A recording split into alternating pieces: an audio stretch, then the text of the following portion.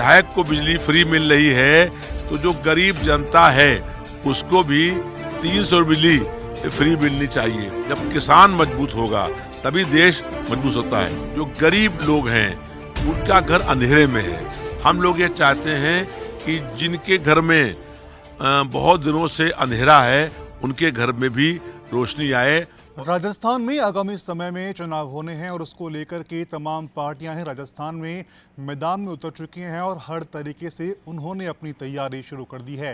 चाहे कांग्रेस की बात करें या फिर बीजेपी की या फिर समाजवादी पार्टी की, हर कोई अपने स्तर पर तैयारी शुरू कर चुका है। इस वक्त हमारे साथ मौजूद हैं समाजवादी पार्टी के राजस्थान प्रभारी रविदास मल्होत्रा। उनसे हम बात करेंगे कि आखिर राजस्थान में समाजवादी पार्टी आगामी रणनीति उनकी क्या है, किस तरीके से उन्होंने मैदान में उतरने की ठानी है। सबसे पहले रविदास जी, आपका बहुत बहुत स्वागत है पंजाब केसरी। धन्यवाद बहुत बहुत। रविदास जी, शुरुआत करेंगे लेकिन उससे पहले आपने हाल ही में कुछ दिन पहले प्रेस कॉन्फ्रेंस करी है, उसमें आपने कहा है कि राजस्थान की 200 विधानसभा सीटों पर आप चुनाव लड़ने की पूरी तैयारी कर चुके हैं। आखिर क्या उसकी प्लानिंग है, क्या उसका खाका आपने तैयार किया है? राजस्थान में समाजवादी पार्टी 200 स्थानों पर चुनाव लड़ेगी। हम राजस्थान में सरकार बनाने के लिए चुनाव लड़ेंगे और सभी क्षेत्रों में चुनाव लड़ने के लिए जो प्रत्याशी हैं उनका नाम और उनका चयन करने का प्रक्रिया शुरू हो गई है। इस संबंध में कल समाजवादी पार्टी के प्रदेश कार्यालय में प्रदेश के कार्यकारिणी के लोगों की, पदाधिकारियों की, जिला अध्यक्षों की और विभिन्न प्रकोष्ठों के अध्यक्षों की बैठक हुई है और उसमें हम लोगों ने पूरे राजस्थान में सदस्यता अभियान को बहुत तेज कर दिया है और आगामी विधानसभा चुनाव की तैयारी शुरू कर दी है। सभी पोलिंग बूथ तक हम पार्टी संगठन खड़ा करेंगे और 200 सीटों पर चुनाव लड़ने का काम करेंगे। आपने कहा 200 सीटों पर आप चुनाव लड़ेंगे, लेकिन उससे पहले बात करें कि क्योंकि 200 सीटों पर चुनाव लड़ना है तो ग्रास रूट आपका मजबूत होना ज़रूरी है। तो ग्रास रूट पर अगर बात करें तो किस तरह की तैयारी है समाजवादी पार्टी ने अभी की है अभी तक? सभी विधानसभाओं में जो पोलिंग बूथ है उन पोलिंग बूथ पर पोलिंग कमेटियों का हम लोग काम करेंगे और सभी पोलिंग जो है कमेटियों पर सदस्य बनाएंगे। उसके अलावा विधानसभा क्षेत्रों में प्रत्याशियों में जो संघर्षशील प्रत्याशी हैं, पार्टी के प्रति वफादार हैं और जिन्होंने जनता की समस्याओं को लेकर के संघर्ष किया है, ऐसे प्रत्याशियों का चयन करेंगे जो जनता के बीच में काम करें और उसके बाद हम लोगों की सरकार बने। तो क्या आपने जो बूथ लेवल स्तर पर जो अपने तमाम कार्यकर्ता होते हैं वो क्या अभी एक्टिव है? क्योंकि पिछले 4 साल की बात करें तो पिछले 4 सालों में समाजवादी पार्टी की ओर से ऐसा कोई इवेंट है या फिर ऐसा कोई मुहिम भी चलाई नहीं गई कि जिससे ये पता लग सके कि राजस्थान में समाजवादी पार्टी अपना काम लगातार कर रही है। राजस्थान में 33 ज़िले हैं और इन 33 ज़िलों में समाजवादी पार्टी की जिला कमेटियां बनी हुई हैं, पूरी प्रदेश कमेटी बनी हुई है और उसको और अधिक सक्रिय करने का हम लोग प्रयास कर रहे हैं। सभी ज़िलों में जो निष्क्रिय लोग हैं उनके स्थान पर सक्रिय कमेटियां बना रहे हैं और विधानसभा क्षेत्रों में उसका अध्यक्ष बनाएंगे और उसके बाद पोलिंग बूथ तक संयोजक बनाएंगे और पोलिंग बूथ कमेटी बना करके पूरे प्रदेश के अंदर चुनाव लड़ने का काम करेंगे। आपने अपनी प्रेस कॉन्फ्रेंस में बात कही थी कि जब आपकी अगर सरकार बनती है प्रदेश के अंदर तो लगभग 300 यूनिट बिजली फ्री, उसके अलावा किसानों का ऋण है वो माफ़ कर दी जाएगा। लेकिन अगर वहीं बात करें तो आयोग लगातार कह रहा है कि तमाम जो पार्टियां हैं वो फ्री वाले वादे हैं वो ना करें, जिससे कि जो कर्जा जो बढ़ता है स्टेट के ऊपर या फिर केंद्र के ऊपर उससे ज़्यादा नुकसान होने की संभावना है। तो क्यों फिर राजनीतिक पार्टियां या आपकी बात करें तो क्यों वो फ्री देने की स्कीम से लगातार प्लान कर रही है? देखिए, जो देश के सांसद हैं, राजस्थान के 25 सांसद हैं, उनको बिजली फ्री मिलती है और लगभग जो है वो 10,000 यूनिट बिजली वो फ्री पाते हैं। ऐसे ही जो विधायक हैं उनको बिजली फ्री मिलती है, उन्हें लगभग 30,000 यूनिट बिजली फ्री मिलती है। जो बिजली के कर्मचारी हैं और तमाम लोगों को भी बिजली जो है वो फ्री मिलती है। अगर विधायक को बिजली फ्री मिल रही है तो जो गरीब जनता है उसको भी 300 बिजली फ्री मिलनी चाहिए। हम लोगों ने ये ऐलान किया है कि हम लोगों की सरकार बनेगी तो 300 बिजली पूरे प्रदेश में लोगों को फ्री मिलने का काम होगा। और जो किसान हैं वो किसान सरकारी ऋण से दबा हुआ है। इस कारण से किसान जो पैदा करता है उसका एक बड़ा हिस्सा ब्याज में देना पड़ता है उसको, और इसलिए किसान की कमर टूट गई है।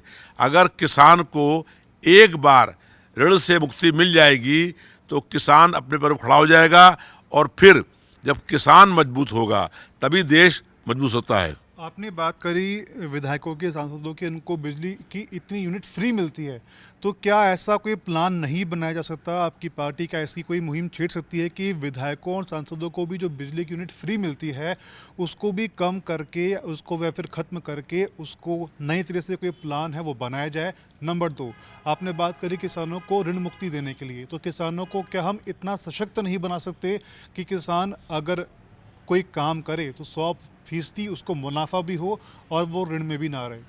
हम लोग ये चाहते हैं कि जो किसान की आय है वो कम से कम 2 गुनी हो।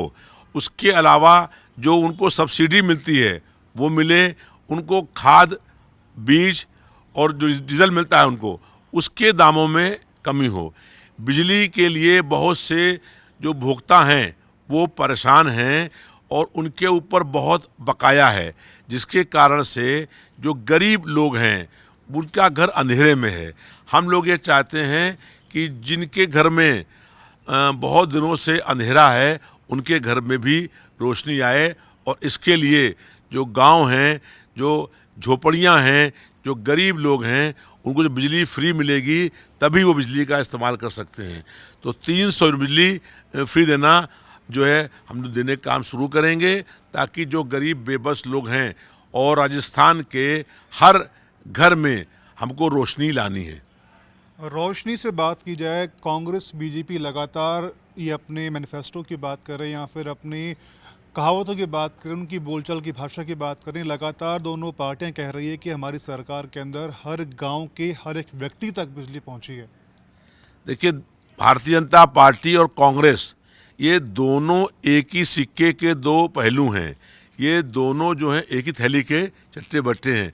ये लोग चुनाव से पहले जनता से वादे करते हैं और उसके बाद उन वादों को पूरा नहीं करते हैं और बाद में झूठ बोलने का काम करते हैं।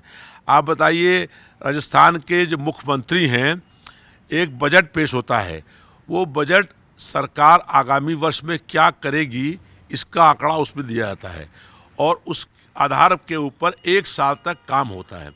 ये चुनावी वर्ष है, और इस चुनावी वर्ष के अंदर प्रदेश के मुख्यमंत्री बजट पेश करते हैं, और बजट पढ़ते हैं 10 मिनट तक, जो पुराना होता है।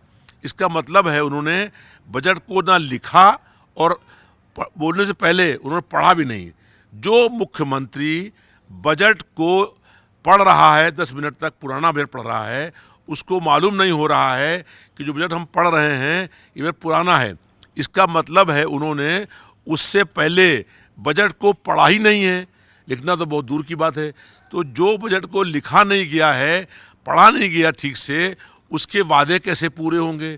जिन्हें वादे पूरा नहीं करना होता है, अधिकारी लिख के बजट देते हैं और मुख्यमंत्री पढ़ देते हैं। इसलिए हम लोग जो हैं जनता से उन वादों को कहेंगे जिन वादों को पूरा करने का काम करेंगे। हम लोगों ने जो वादे किए हैं, समाजवादी पार्टी ने हमेशा उन वादों को पूरा करने का काम किया है।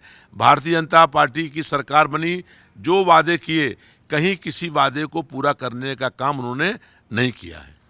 आपने बात करी कांग्रेस की, बीजेपी की, दोनों की एक ही थाली के चट्टे बट्टे हैं, लेकिन पिछले चुनावों की बात करें तो कांग्रेस से ही आपने गठबंधन किया था, लेकिन वो किन्हीं कारणों के चलते वो लास्ट में वो पूरा सफल नहीं हो पाया। तो आप एक तरफ कह रहे हैं कि कांग्रेस और बीजेपी एक ही थाली के चट्टे बट्टे हैं, दूसरी तरफ आप खुद कांग्रेस के पास जाकर के गठबंधन कर रहे हैं, तो इसकी क्या हैसियत? देखिए, कांग्रेस जो है गठबंधन धर्म का पालन नहीं करती है। गठबंधन करने के बाद उन्होंने जो बात पिछली बार तय हुई उसका पालन करने का काम नहीं किया। कुल हम लोगों को जो 5 सीटें भी नहीं देने का काम किया, और जहां पर हमने प्रत्याशी लड़ाए उन्होंने वहां भी कैंडिडेट खड़े करने का काम कर दिया। इसके अलावा बीएसपी के 7 लोग जीते, 6 लोग, और उन 6 को अपनी पार्टी में शामिल कर लिया धन बल से और सत्ता बल से। ऐसे ही पूरे हर जगह पर कांग्रेस गठबंधन का करती है, उसका पालन नहीं करती है। इसलिए इस बार ये निर्णय हुआ है कि हम लोग कांग्रेस पार्टी से गठबंधन नहीं करेंगे और अकेले अपने दम पर हम लोग चुनाव लड़ेंगे। राजस्थान की सियासी भूमि की अगर बात करें तो बीजेपी और कांग्रेस 2 ही पार्टी है, राजस्थान को लगातार काफ़ी समय से रास भी आ रही है। तो तीसरे मोर्चे के रूप में आप कैसे सफल हो पाएंगे कि तीसरा मोर्चा जो बन रहा है उसमें सपा की भूमिका क्या रहेगी? देखिए, भारतीय जनता पार्टी चुनाव जीतती है, उसके बाद कांग्रेस जीतती है। अब जनता के पास कोई और विकल्प नहीं है इन दोनों लोगों के अलावा। जो लोग नाराज होते हैं कांग्रेस पार्टी से, देते हैं वोट भाजपा को, फिर नाराज भाजपा से हुए तो वोट दिए कांग्रेस पार्टी को। हम लोग इन दोनों से हट करके एक तीसरी शक्ति बनाएंगे और जनता हम पर विश्वास करेगी तो हम जनता के जो वादे करेंगे वही वादे करेंगे जिसको हम लोग पूरा करने का काम करेंगे। हम लोग जो समाज के दलित लोग हैं, शोषित लोग हैं, पिछड़े वर्ग के लोग हैं, अल्पसंख्यक लोग हैं, कमज़ोर वर्ग के लोग हैं, उनको उनका हक, उनका अधिकार, उनको न्याय और सम्मान दिलाने के लिए हम लोग सरकार बनाएंगे। और हमें विश्वास है कि राजस्थान के दलित, शोषित, पिछड़े वर्ग के लोग और अल्पसंख्यक और जो ऐसी जातियां हैं जैसे गुर्जर हैं, जाट हैं, इन लोगों को जोड़ करके एक मजबूत तीसरा मोर्चा खड़ा करेंगे जिस मोर्चे की प्रदेश में सरकार बनेगी। इसमें सवर्ण क्यों नहीं है? नहीं, इसमें सवर्ण भी हैं, जो गरीब सवर्ण लोग हैं और जो क्षत्रिय लोग हैं उनको भी जोड़ने का काम होगा। लेकिन इनको जो दलित हैं, पिछड़े वर्ग के लोग हैं, अल्पसंख्यक हैं, कमज़ोर वर्ग के लोग हैं, इनके साथ हज़ारों सालों से अन्याय होता आ रहा है और इनको आज ज़रूरत है न्याय दिलाने की। तो इनको इनका हक मिले, इनका अधिकार मिले, इनको न्याय मिले और इनको सम्मान मिले, इसके लिए समाजवादी पार्टी काम करेगी। और जो गरीब सवर्ण लोग हैं उनको भी रोज़गार में आरक्षण मिले, उनको भी सुविधाएं मिलें, इसके हम लोगों ने पहले भी कह रखा है कि हम लोग 10% जो समाज के सवर्ण वर्ग के लोग हैं उनको भी आरक्षण देने का काम करेंगे। लेकिन हाल ही में केंद्र सरकार ने कुछ समय पहले ईडब्ल्यूएस आरक्षण दिया है, तो इसके अलावा आप कौन सा आरक्षण को दिलवाना चाहेंगे? देखिए, जो समाज के दलित लोग हैं, पिछड़े वर्ग लोग हैं, हम लोग ये लगातार मांग करते आ रहे हैं कि जातीय जनगणना हो, और जब जनगणना जातीय आधार पर हो जाएगी तो जिसकी जितने भागीदारी है उतनी उसकी हिस्सेदारी होनी चाहिए। तो हम लोग चाहते हैं कि जो समाज में अगर उच्च वर्ग के लोग हैं, समान वर्ग के लोग हैं और उसमें गरीब लोग हैं, उनको भी उनका हक मिले, उनका अधिकार मिले, उनको नौकरियों में आरक्षण मिले, उनको पढ़ाई में सुविधाएं मिलें, मेडिकल कॉलेज, विश्वविद्यालय और कॉलेजों में ऐसे लोगों को भी आरक्षण के आधार के ऊपर उनकी भर्तियां हों, उनको नौकरियों में भर्ती मिले, और जो कहीं पर भी इनके साथ अन्याय जो हो रहा है उसको हम लोग रोकने का काम करेंगे। आपने कहा कि दलितों के साथ में और बाकी जो समाज है उनके साथ में अत्याचार हो रहा है, तो आपकी नज़र में अत्याचार की क्या परिभाषा है? क्योंकि अत्याचार किसी को पूछ करके या फिर किसी जाति वर्ग को देख करके नहीं होता, हर किसी पर अत्याचार होता है।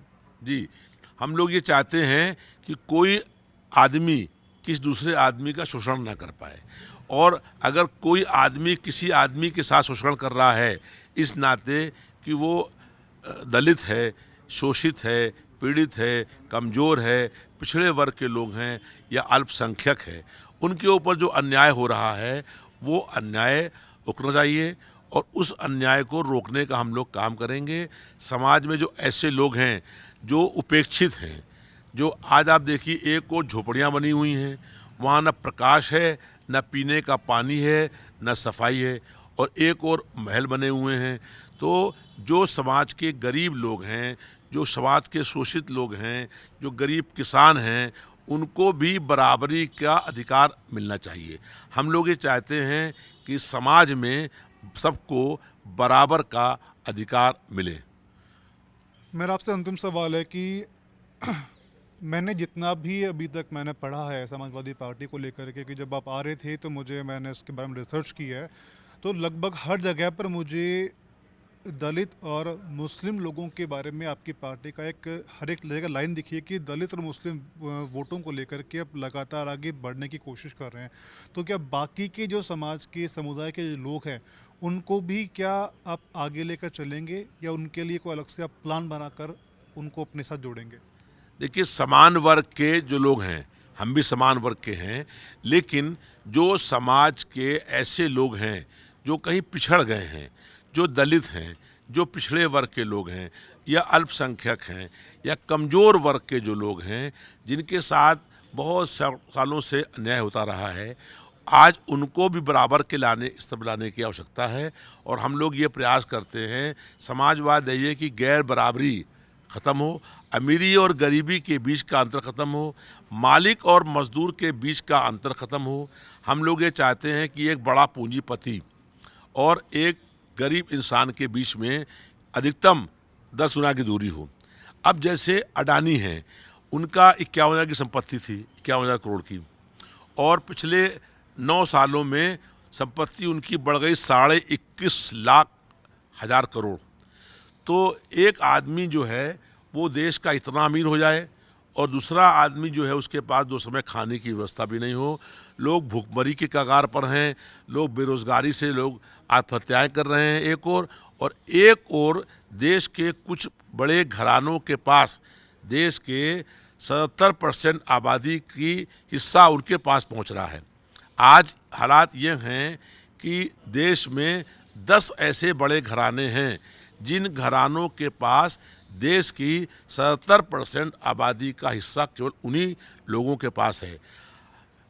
अडानी जो थे, आज से 8 साल पहले देश में 600 पूरी दुनिया में 609 नंबर पर थे, आज 2 नंबर पर आ गए हैं।